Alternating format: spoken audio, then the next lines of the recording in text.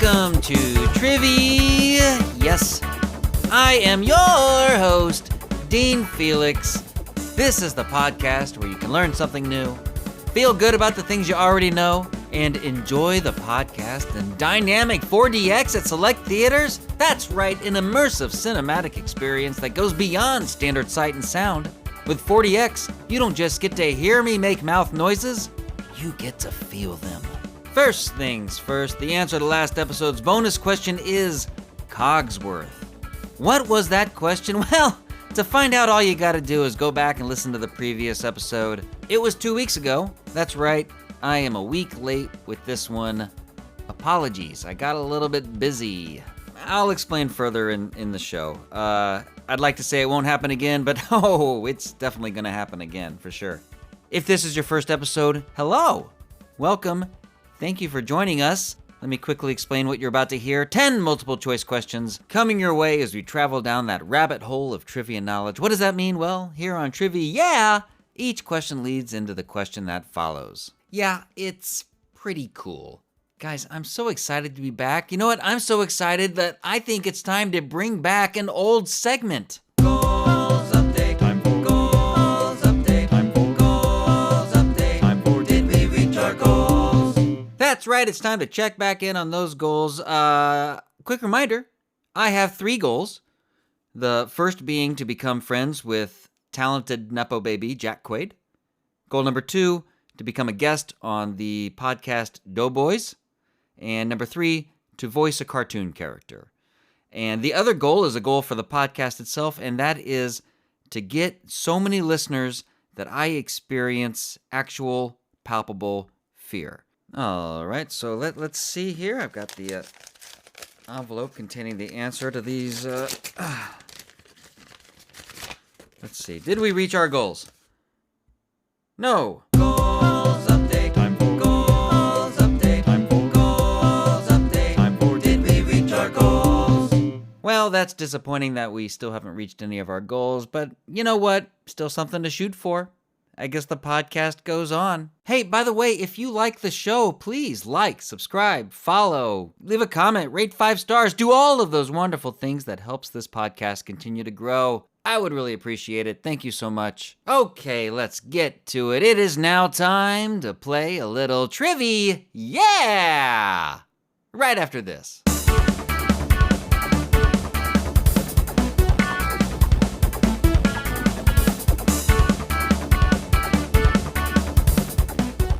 Welcome back to TRIVI-yeah.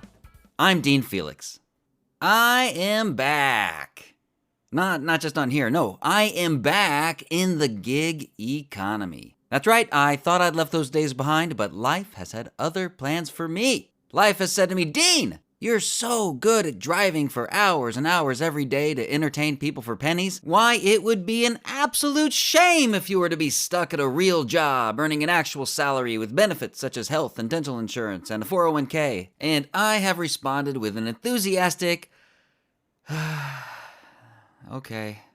So I've been caroling, racking up the miles to sing Christmas carols at holiday events all over the state. And I'm tired. I'm so very tired. But you know what? Gosh darn it, I'm really enjoying it. Getting paid to sing is pretty cool, even if the money itself isn't substantial. I had forgotten how rewarding the instant gratification of a live audience is. And I'm starting to have crazy thoughts. Dangerous thoughts.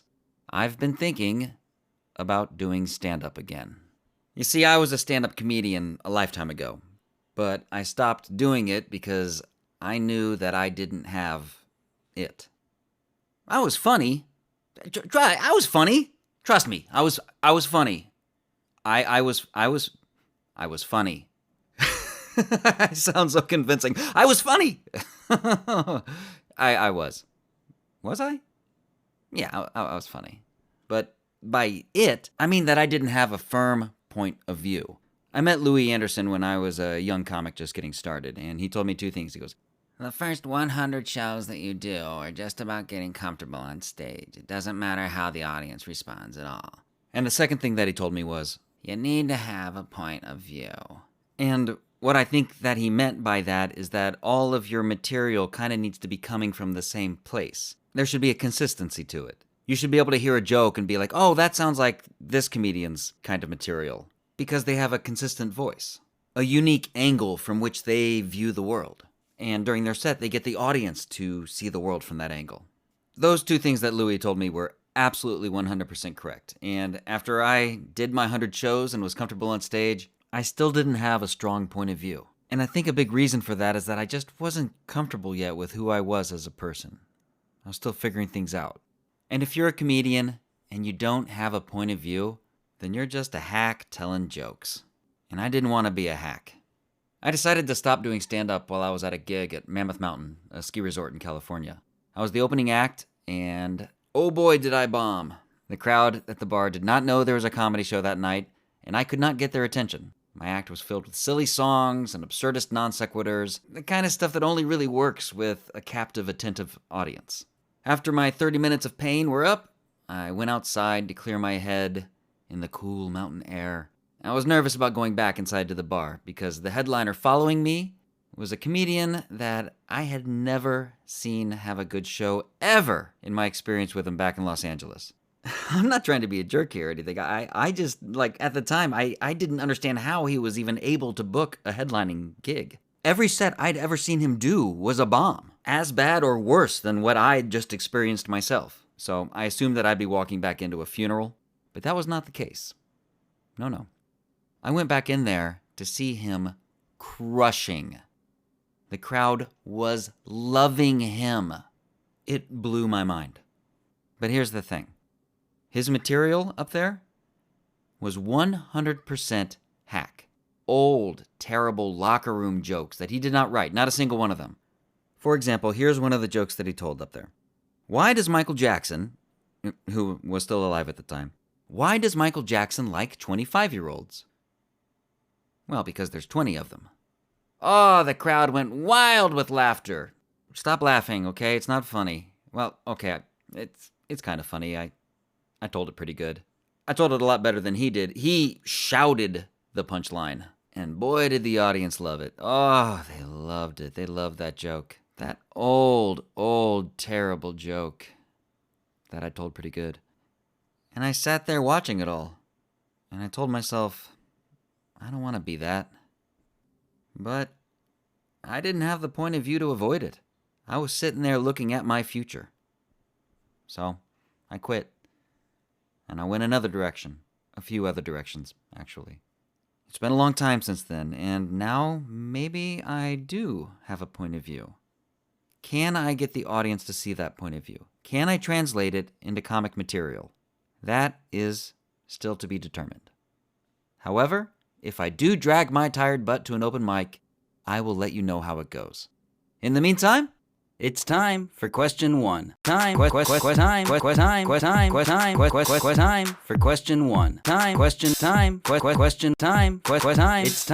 question one. I have at least one friend who thinks I'm funny. I know this because every time I catch him with a good one, he says, "That's funny." And he means it. He's just not a big laugher.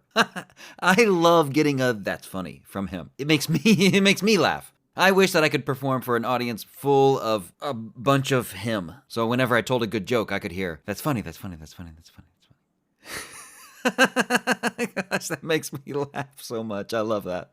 That's funny, that's funny, that's funny, that's funny. The sign of a great stand-up bit isn't laughter anyway. It's the applause break. Oh, man, I hope I get one of those someday. I think we should implement the slow clap at comedy shows too, you know? For jokes that end with, "There's 20 of them!" Now that is the kind of heckling I can get behind.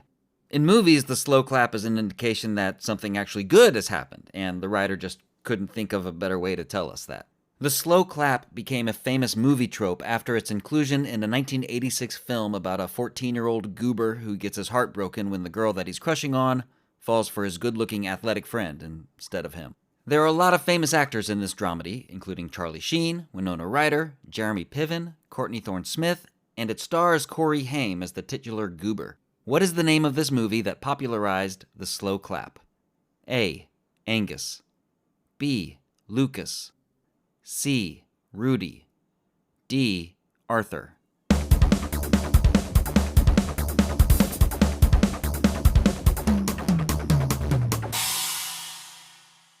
The answer is B, Lucas.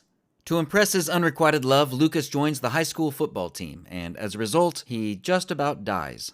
Despite his bravery, he does not get the girl in the end. Spoiler alert. But he does get a varsity leather jacket, along with some very slow claps. Lucas puts on the jacket and raises his arms victoriously into the air. He no longer needs the girl. He has acceptance and probably brain damage. No need for excitement or hullabaloo. It's just question 2. Named after mathematician François-Edouard Anatole Lucas, the Lucas sequence is a sequence of integers very similar to the Fibonacci sequence. Numbers in the Lucas sequence are called Lucas numbers because, why complicate things? Math is hard enough. Like in the Fibonacci sequence, each Lucas number is the sum of the previous 2 Lucas numbers. And since we already have the Fibonacci sequence, you might be wondering, what purpose does the Lucas sequence serve? I couldn't tell you. It's apparently the second most common pattern in sunflowers, after Fibonacci, of course. Here's my impression of the Lucas sequence. Fibonacci! That's pretty good. The main difference between the Fibonacci and Lucas sequences is their starting numbers. They both have the number 1 as their second integer, but Fibonacci begins with a 0, while the Lucas sequence begins with what number? A, 1, B, 2, C, 3, D, 4.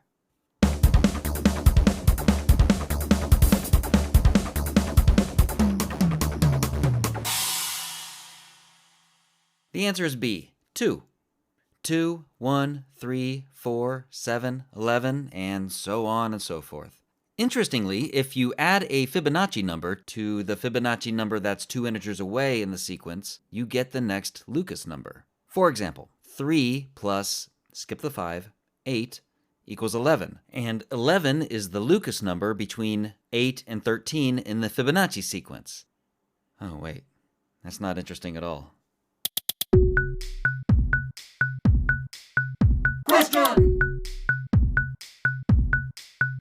3! The tutu is a dress classically worn by ballet dancers and was first popularized by famous ballerina Marie Taglioni in 1829, though the word tutu wasn't used until 1881. Marie Taglioni wore what's called a romantic tutu, long and flowing, giving the appearance that the dancer is floating weightless across the stage. The shorter tutus are called classical tutus, and there are multiple varieties of these. There's the bell tutu, the powder puff tutu, the platter tutu, and there's one more, which is probably the type of tutu that first comes to mind when you think of them. In this style, the skirt comes straight out at the hips and has a wire hoop embedded between its layers of tulle, which causes the tutu to bounce as the ballerina dances across the stage, destroying her feet.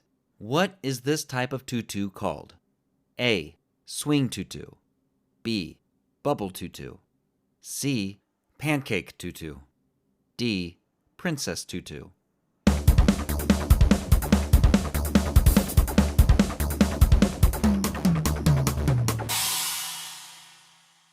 The answer is C.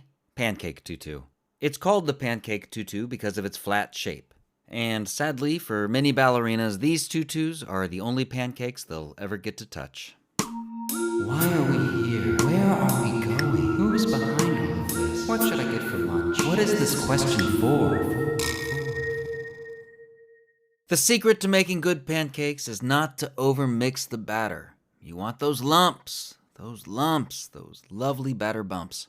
Pancakes are very similar to their French counterpart, the thinner, more delicate crepe. Once upon a time, I had multiple French roommates, and they made me my first crepes. They actually flipped the pan over and used the bottom of it to cook them. Is this the normal method? I have no idea, but that's what they did. And let me tell you, that was some good crepe I had that day. Crepes and pancakes share a lot of the same ingredients. Which of the following ingredients are you likely to find in pancakes, but not in crepes? A. Sugar. B. Flour. C. Baking powder. D. Eggs.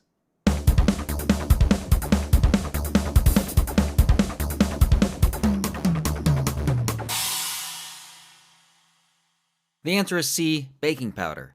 Pancakes use baking powder, or self-raising flour, to give them their fluffy quality.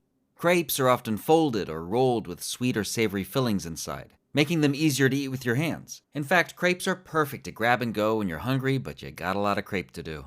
Hey, fellas, wait till you hear this. Oh my gosh! You don't say. I can't believe it. What y'all talking about over there? Nothing. We were just Talking about question 5. Well, shoot. Black powder, also known as gunpowder, is the earliest known chemical explosive. It's classified as a low explosive, less powerful than a high explosive, making it suitable for projectile weaponry like guns, as it produces enough force to fire a projectile at high speed, but not enough to destroy the gun itself. Black powder was originally developed for medicinal purposes, but you know how humans be. It has since been replaced in weaponry with smokeless powder, because smoke is bad for you. Guns are healthy now. Black powder is one of the 4 great inventions of China, along with papermaking and printing. And what is the 4th great invention of China? A, the compass. B, the periodic table. C, the decimal system. D, batteries.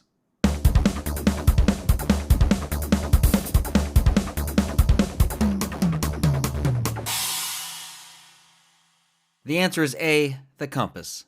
The magnetic compass was invented during the Han Dynasty as a device for divination. It took another millennium before it was adopted for use in navigation. Before compasses, navigators had to rely heavily on the stars and were at the mercy of the weather. I mean, it's a joke now, but back then it was very common for old men to yell at clouds. Oh, bro, this is 6, bro. Bro, did you make this? Oh, bro, this is so 6. Is this your question? Bro, this question is 6. Magnetic compasses point toward the magnetic North Pole, which is around 1,000 miles away from the geographic North Pole. Which North Pole is the home of Santa Claus? Well, that depends. Are we talking about magnetic Santa here? Let's say you are visiting magnetic Santa at the magnetic North Pole, and you have a magnetic compass that is able to work without friction, even if you hold it vertically, up and down. So let's say that you do exactly that. You stand at the magnetic North Pole and hold your compass vertically. How would the pointer inside the compass react? A, it would point up. B, it would point down. C, it would point erratically in different directions. Or D, it would spin.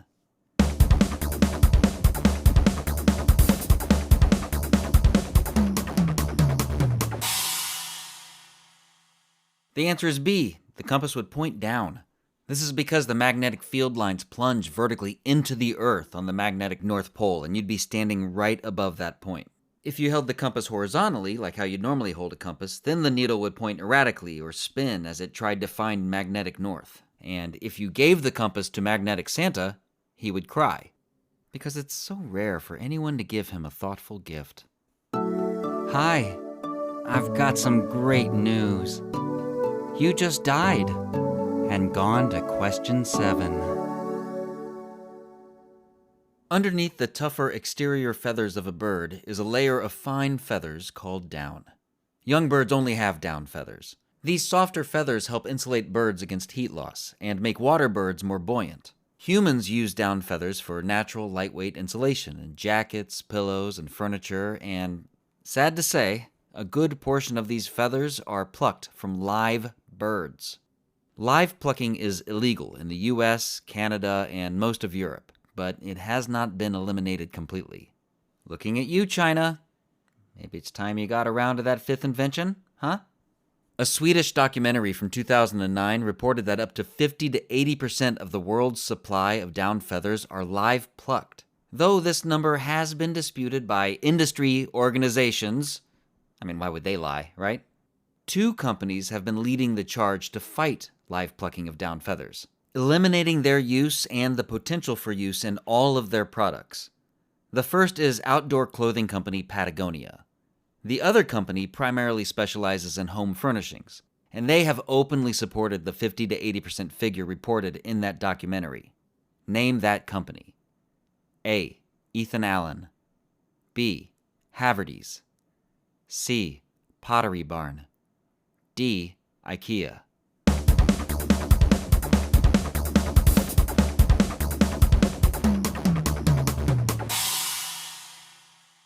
The answer is D, IKEA. I think it's cool that IKEA is helping fight animal cruelty, and they're not just solely focused on turning a profit. Actions like this enact positive change and help to bring the world together, though we do have a reputation for sometimes being difficult to assemble. There we go. That's 20 points, plus I used all my tiles. That's another 50 for 70 points. It's not a word. Yes, it is. It's not a word. It is a word. I'll look it up. Okay. I'm looking it up. All right. I'll show you. I'll show you. You'll see. Oh my gosh, well, here it is. Look. To ask a lot of questions is to questionate. I told you. Though they're against animal cruelty, IKEA isn't against animals being used as food, and I'm not either. Maybe it's a weakness of character, but I cannot deny that I love IKEA's Swedish meatballs. And I'm not alone. On IKEA's website, they tout that they sell 1.4 billion food balls every year. Wait a second. Food balls? That's right. Food balls. Because they don't just sell classic meatballs. They also sell chicken meatballs, salmon and cod balls, vegetable balls, and vegan plant balls. Now, you didn't hear, but I had to record myself saying vegetable balls about 10 times because vegetable balls, I'm getting good at it, vegetable balls. Try it. It's not easy to say. Vegetable balls, I'm nailing it now. Well, I've had a lot of practice at this point. All of these different IKEA food balls are sold under the same brand name, a Swedish word that translates in English to protagonist. Heck yeah, I love that, protagonist. Which of the following IKEA product names is their brand of food balls? Okay, this is not going to be easy. Vegetable balls. All right. Wish me luck. A. Klippen. B. Fjallbo. C. Merbilanga. D. Huvudroll.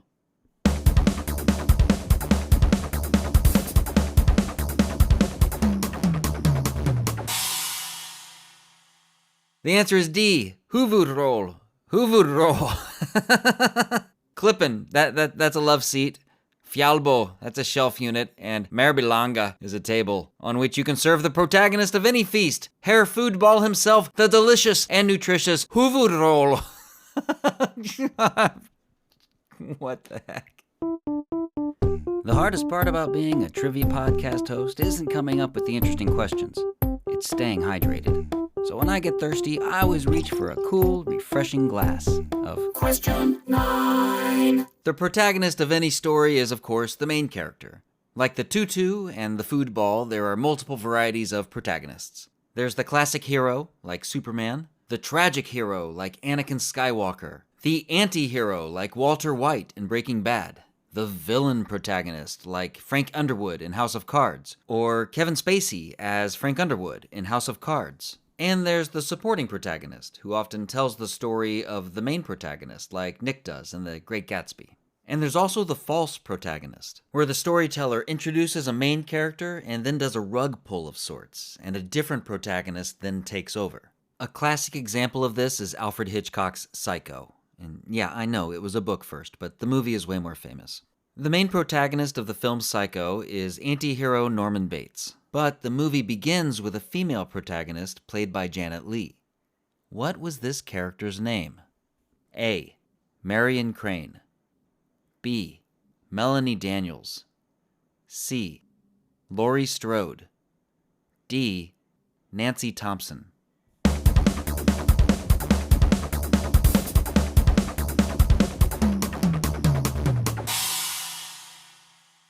The answer is A. Marion Crane.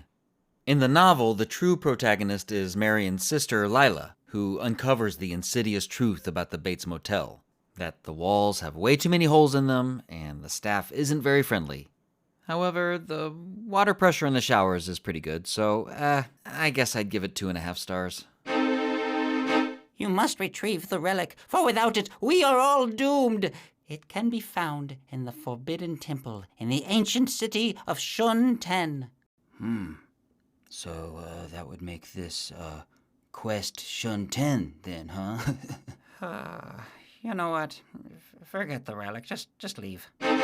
Crane style, or Fujian white crane, or white crane boxing, is a southern Chinese martial art that imitates characteristics of the white crane. But is it an effective method of fighting? Well, just ask Johnny Lawrence from The Karate Kid, who took a crane kick straight to the dome. It was pretty effective then.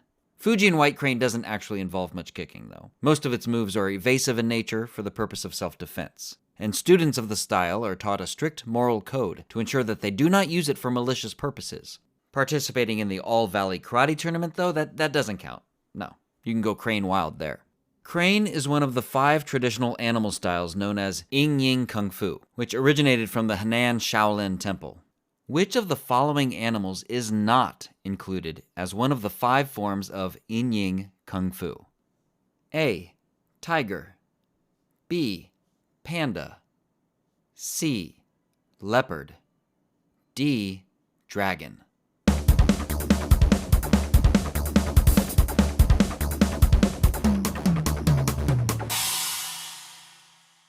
The answer is B. Panda. Imagine if there was a panda style, though. How adorable would that be? They're so cute and fluffy. No baking powder needed to get them that way. Much like Lucas, the teenaged goober, pandas weren't made for fighting or football. Food balls? Maybe. The plant ones. Vegetable balls. I lost it. And also like Lucas, pandas aren't very good when it comes to love. Not when you consider how bad they are at mating. And after their numbers were headed down for quite a bit, now they're headed northward. And unlike Lucas, pandas are no longer endangered. Now they're just considered vulnerable. And if you've ever attempted stand-up comedy before, you know how that feels. Wow, do I really want to go through that again? Maybe. I just gotta be sure I'm doing it for the right reasons, you know? Not for the laughter. Hopefully not for the slow claps. No, if I get up there again, I'm gonna be doing it for one thing only. And that is to hopefully hear, that's funny, that's funny, that's funny, that's funny, that's funny, that's funny. Bonus, bonus, bonus, bonus, bonus, bonus, bonus, bonus, bonus, bonus question time. The most prestigious ballet companies in the world include the Royal Ballet in London, the Paris Ballet, the American Ballet Theatre in New York, the Mariinsky Ballet in St. Petersburg, and the Bolshoi Ballet. What city is home to the Bolshoi Ballet? As with every bonus question, there are no multiple choices. There is no countdown timer. If you don't already know the answer to this question, please feel free to go down your own rabbit hole of trivia knowledge, or you can join me for the next episode where I will have that answer for you at the beginning of the show. There we go. That's another episode, guys. Thank you so much for listening. Sorry again that I was late this week. Hopefully next week I'll be back on schedule. It is the holidays, though, so hey, anything can happen. Maybe I'll get a little too festive. I don't know. But the goal is to have every episode up first thing Tuesday morning, bright and early. Hey, by the way, if you enjoyed this episode and you haven't done it already, please like, follow, subscribe, whatever the options are. If you can rate stars, give me the full amount. 5 stars, that sounds good. Leave a positive comment. Share on socials. All of these little things help so much to keep this podcast growing. If you would like to email the pod, oh my gosh, guys, you can. TRIVI-yeah-podcast@gmail.com. TRIVI-yeah-podcast@gmail.com. Everything you've just heard, all the music, all the trivia questions, all of the little interludes, everything was written and produced by me. I'm, of course, your host, Dean Felix. Thank you so much for listening once again. I really hope to see you back here next episode. And, oh my gosh, it's so late. I am so tired. How do I end these? Oh yeah, be best. And, TRIVI-yeah is a Quality Yarn production. Goodbye, my love!